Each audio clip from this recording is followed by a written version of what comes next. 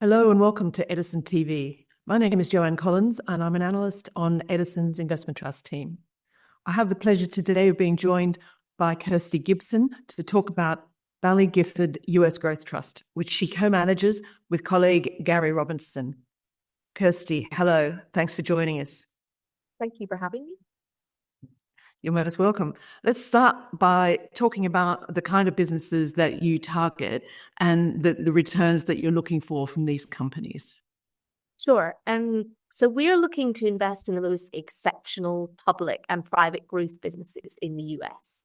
Up to 50% of the trust's portfolio can be in unlisted businesses.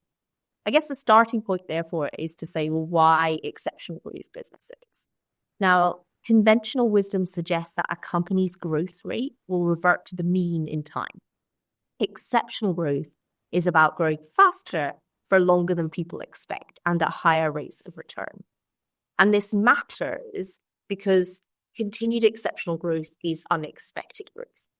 So unexpected growth translates into upside and thus a return for our clients. It also matters because asymmetry drives everything in equities.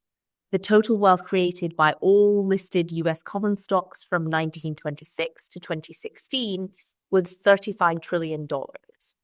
Half of that was created by just 90 companies. So that's 0.4% of all stocks. So exceptional growth businesses are the drivers of returns. And finally, the companies that grow the most perform the best. And the companies with the fastest sales growth and EPS growth over 5 years deliver the largest total return. So the fundamentals are reflected in share prices in the longer term. Now, luckily, we believe that there are some common characteristics which are consistent in these exceptional growth businesses. And that applies both across the public and the private domain. And they're often addressing large and sometimes expanding market opportunities.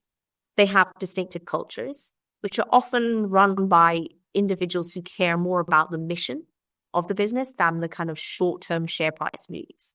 And they are building sustainable competitive advantages. Now, we run a concentrated, high-conviction portfolio, and we own companies for a long time, typically between 5 and 10 years. And we believe this approach remains the best way to capture the outsized returns from those few outliers that drive most of the stock market return over the long run. Although it also involves accepting a higher level of volatility than the wider market. From our public companies, we are looking for at least 2.5 times return over 5 years. And from our private companies, it's a 5 times return over 5 years. The hurdle is higher here to reflect the more illiquid nature of these assets. You can give us a couple of examples of these kinds of companies that you actually own. Sure. So in the public space, I would highlight DoorDash, which is a local commerce delivery company in the US. This is a company where its sort of rare blend of operational excellence and ambition has enabled it to perform strongly while other local delivery businesses have really struggled. It now dominates the online takeaway category in the US. It has about 2/3 share. And it's now using its network to expand into other categories, such as grocery and convenience, but also internationally. There is a potential future for DoorDash where it becomes the last mile delivery partner for almost anything that you get delivered to your home from in the US and beyond. In the private space, I would highlight SpaceX, which is our actual largest holding in the portfolio. And SpaceX designs, manufactures, and launches advanced rockets and spacecrafts. So last year, 80% of the mass sent into space was put into orbit by SpaceX.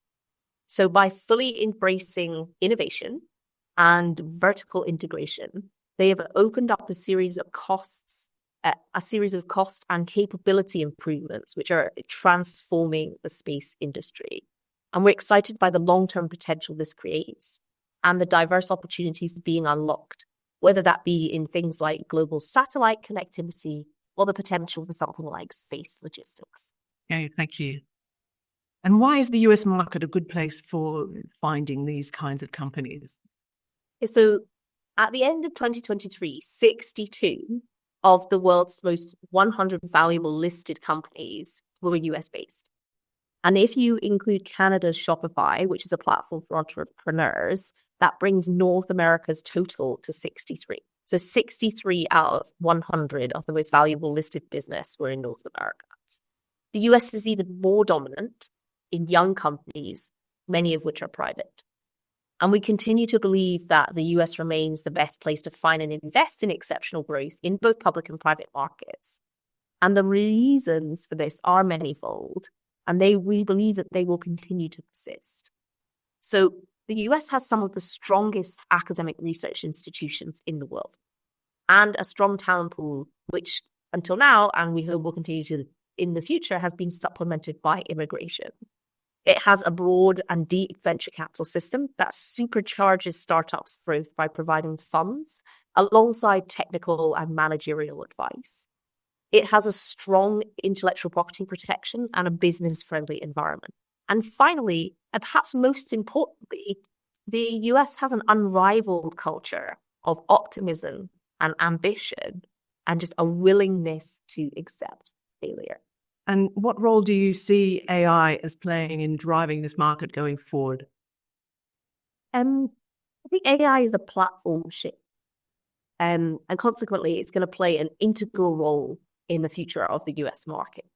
I expect its impact will be prolific, and most companies will be AI companies in the same way that most companies are internet companies today.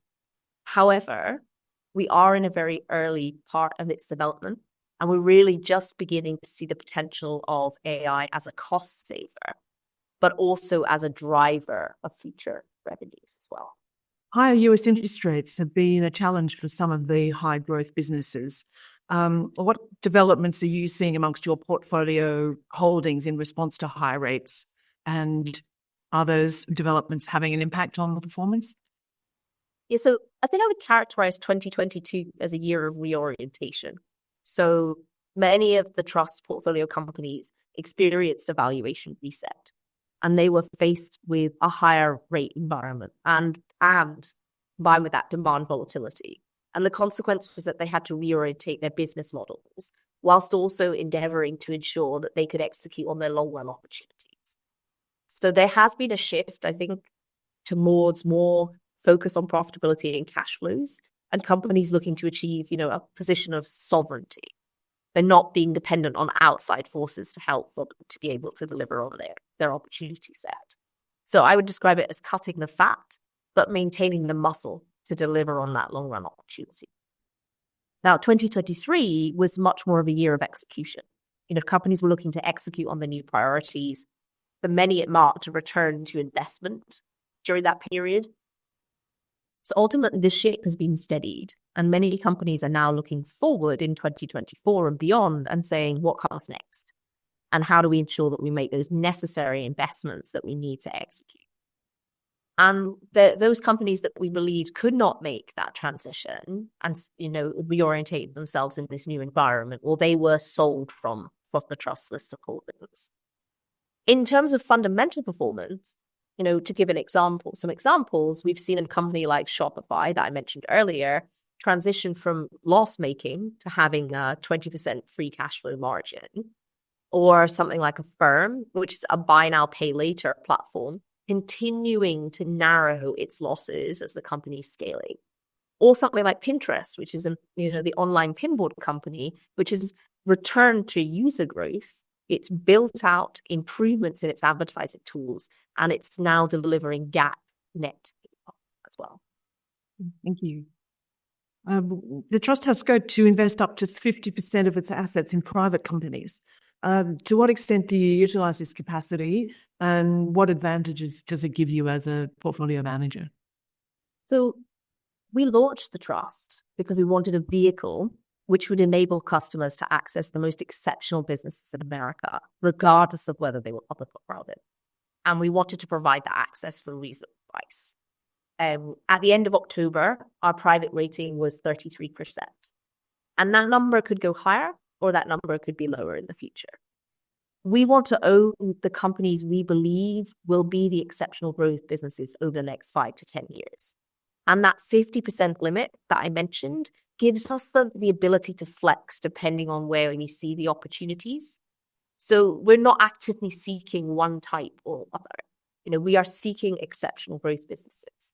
There is high competition for capital within the portfolio, and any new company, whether they be public or private, is judged against what we already own and whether or not we feel that, that would bring something to the portfolio or is better than something that we already own. In terms of advantages, investing in private companies enables clients to get the opportunity to participate in more of the potential upside from a company, given many companies are staying private for longer than they would have historically. Alongside the fact that investing in private companies is helping to make us better public market investors, as it's another information source on the competition or new and up-and-coming technologies that are coming through. Now, your performance has been improving over the past year or so in absolute terms and relative to the benchmark. Can you talk to us a little about what's driving that and where you see the trust going in terms of its performance and its outlook from here? Sure. So we invest in growth businesses I sort of mentioned that throughout this. And we cannot deny that they have benefited from easing concerns around interest rates. And additionally, the changes that many of the companies the trust owns have made to shore up their resilience, alongside the progress that they have been making in their fundamentals, is being better appreciated by the broader market. I wouldn't argue that it's fully appreciated yet, and that's why we continue to own these businesses, but it's definitely being better appreciated. Our philosophy is built on a foundational belief that fundamentals drive long-term returns. And, we believe that the fundamentals of our portfolio companies are really shining through. So the outlook is exciting. There's an abundance of growth opportunities. I think we have to remember that the periods of disturbance can renew as well as destroy, because alternative ways of doing things can emerge. So, referencing artificial intelligence again, that just presents a huge opportunity. I'm comfortable saying I think this platform shift will be more significant than mobile, but we are very early in that change. Most of our investments in the trust in this area are in that kind of infrastructure or cloud compute data center layer through the likes of NVIDIA or something like Amazon and AWS. What happens in that middleware layer or the AI model layer or the app layer is much more difficult to predict given how early we are. But we are seeing companies emerging in these spaces doing really interesting and exciting things. So we are very excited about the outlook for the trust. We know the ride will not always be smooth, but we have high conviction in the structural shifts that are moving the portfolio forward alongside the fundamental progress of the companies that the trust owns. Kirsty, thank you very much for your time today, and thanks for all the information that you've given us. Very interesting. Thanks also to our viewers. If you'd like to know more about Baillie Gifford US Growth Trust, please visit edisongroup.com. Thank you.